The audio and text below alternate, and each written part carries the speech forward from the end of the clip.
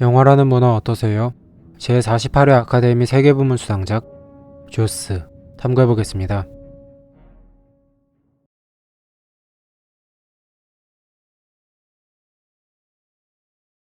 영화 조스의 주 내용입니다. 해수욕장으로 피서객들을 맞이하는 애미티 섬. 그곳에서 실종되었던 여성의 시체가 발견됩니다. 경찰서장 브로디는 상어로 인한 사고라 추측하죠.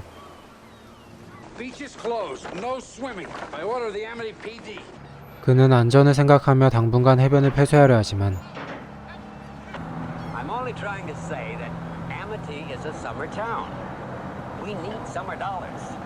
사업에 타격을 입을 거라 생각한 시장 레리와 갈등을 빚습니다.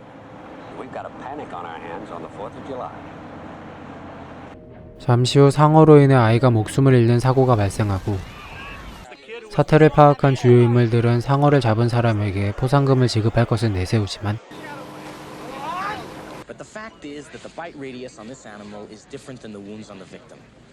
계획은 실패로 돌아가죠.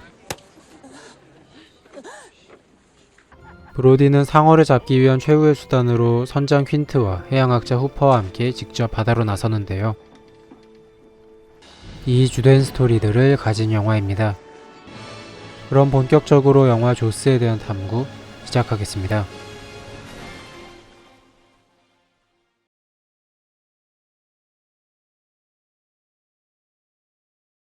스티븐 스필버그 감독은 수많은 걸작 영화들을 만들었지만 그의 출세작은 아마도 조스일 것입니다. 그 전까지 TV영화 듀얼이나 슈가랜드 특급으로 주목받기 시작했던 스티븐 스필버그는 조스를 통해 이전 박스오피스 1위였던 엑소시스트의 흥행 기록을 넘어 가장 큰 흥행 기록을 이뤄냈고요. 블록버스터라는 개념을 정립하며 거장의 반열에 올랐습니다. 조스에서의 가장 효과적인 연출은 서스펜스겠죠.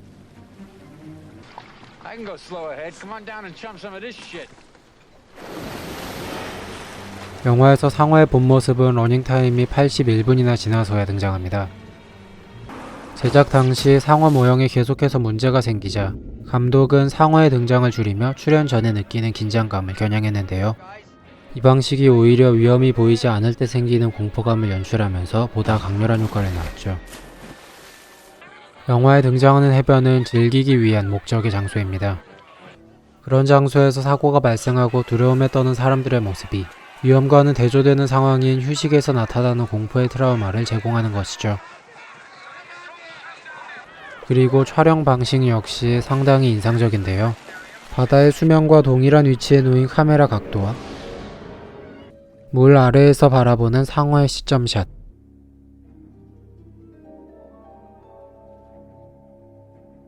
바다에서 육지가 보이지 않는 수평선을 보여주는 것은 바다에 고립된 공포감을 주는 것이죠.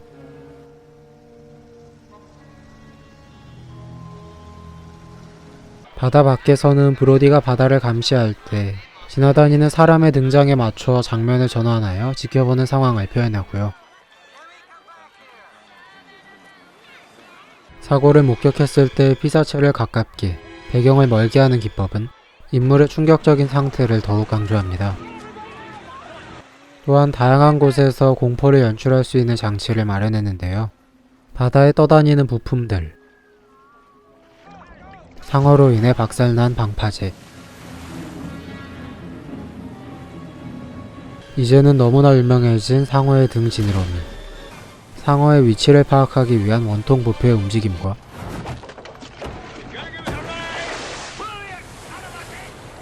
기울어져가는 배의 모습이 그 예시입니다. 그리고 존 윌리엄스의 음악이 영화의 화릉점정과 같은 역할을 했습니다. 그는 아카데미 시상식에서 음악상을 비롯해 후보에만 52번 노미네이트 되면서 모든 부문을 통틀어 월트 디즈니 다음으로 오스카상 후보에 많이 오른 거장이죠. 미와 파로 구성된 음악은 상어의 심장 박동을 표현한 것으로 알려져 있는데요. 단순한 구성일 수 있지만 템포의 변화를 이용하여 상어가 습격하는 서스펜스와 스릴을 효과적으로 연출했습니다.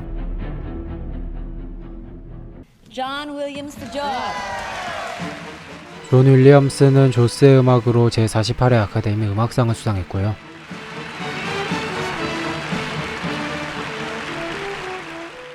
스티븐 스필버그 감독과는 환상의 호흡을 보여주며 이후에도 많은 작품을 함께 작업했습니다.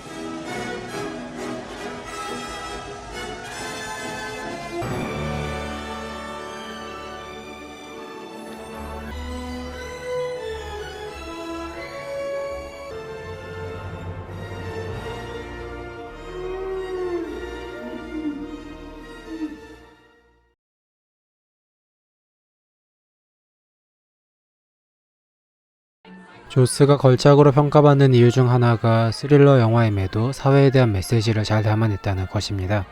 앞서 언급했던 보이지 않는 위험은 공포감을 주면서 정반대로 안전불감증을 야기하는데요.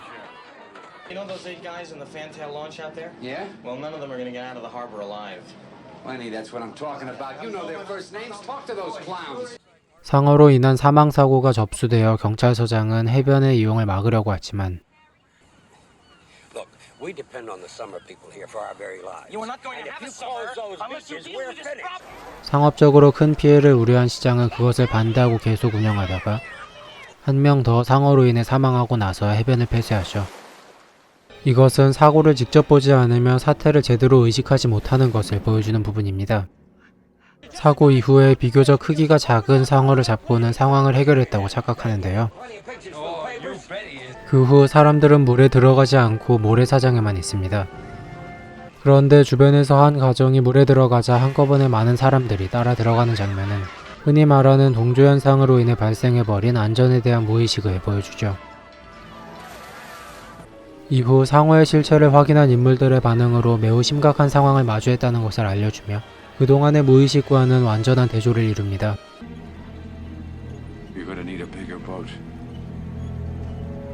For that you get the head, the tail, the whole damn thing. 그리고 큰 바다로 나섰던 3인방 중 상어를 해치우는 것에 가장 자신이 있어 했던 퀸트 선장이 유일하게 희생당하고 You screw around with these tanks and they're going to blow up. I don't know what that bastard shark's gonna do with it. Might eat it, I suppose. Seen one eat a rocking chair one time. 물공포증이 있었던 브로디는 퀸트가 불가능할 것이라 여겼던 방법으로 상어를 처리하고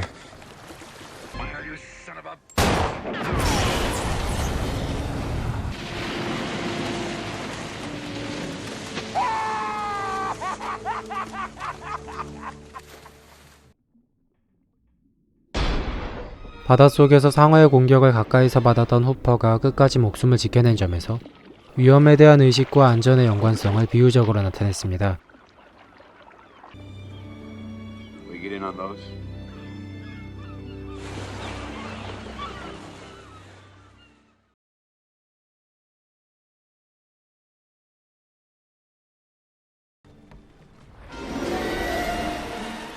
조스의 주인공이 상어처럼 느껴지는 경향이 있지만 그 주위에 있던 배우들은 배역에 매우 충직한 연기를 했습니다. 경찰서장 브로디 역의 로이 샤이더는 영웅적인 이미지를 연기해야 했는데요. 사고에 대해 가장 잘 파악하는 솔선수범적인 인간상과 물공포증을 가진 채로 마을을 지키기 위해 바다에서 사투를 벌이는 모범적인 경찰관을 연기하며 주력이 되었습니다. 퀸트 선장 역의 로버트 쇼는 1950년대 후반에 방영한 영국 드라마 해적에서 해군 대위 역으로 주인공을 맡으며 이름을 알렸는데요. 조스에서는 바다에서 전쟁을 겪었던 보수적인 선장을 연기하여 극의 긴장감과 대립감을 조성했고요. He'd been bitten in half below the waist. 해양학자 후퍼 역의 리처드 드레이퍼스는 외모에서부터 진짜 해양학자의 이미지가 느껴지는데요. 두 사람에 비해 비중은 다소 적었지만 가장 젊은 구성원으로서의 역할을 톡톡히 해냈습니다. Alright, you don't want to listen to me, don't listen to me. Then any normal squal is found in these waters. Didn't you get on a boat and check out these waters? 재미있게도 이들 중 로이 샤이더와 로버트 쇼는 바다에서 싸우는 역할이었지만 실제로는 공군 장교 출신이었다는 아이러니한 여담이 있기도 하죠. 제가 생각한 영화 조스의 3요소는 연출, 각본, 음악이고요. 끝으로 저의 취향평입니다. 눈에 보이지 않는 것에 누구는 공포를 느끼지만 누군가는 무의식을 가진다.